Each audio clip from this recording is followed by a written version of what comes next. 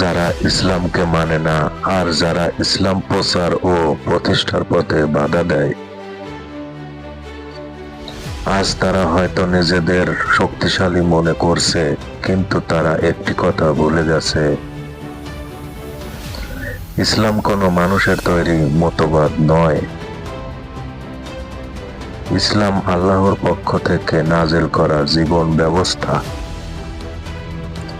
মানুষ বাধা দিতে পারে, জুলুম করতে পারে, ষড়যন্ত্র করতে পারে, কিন্তু আল্লাহর নূরকে নিভিয়ে দেওয়ার ক্ষমতা কোনো শক্তির নেই।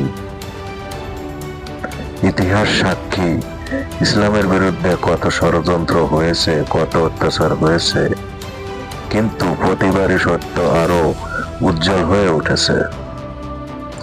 আজ যারা ইসলামকে থামাতে চায় তারা জেনে রাখুক, একদিন না একদিন এই পৃথিবীতেই ইসলাম প্রতিষ্ঠিত হবেই।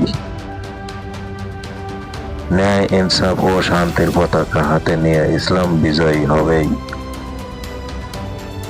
এটা কোনো স্লোগান নয়, এটা আল্লাহর ওয়াদা, আর আল্লাহ তার ওয়াদা কখনো ভঙ্গ করেন না।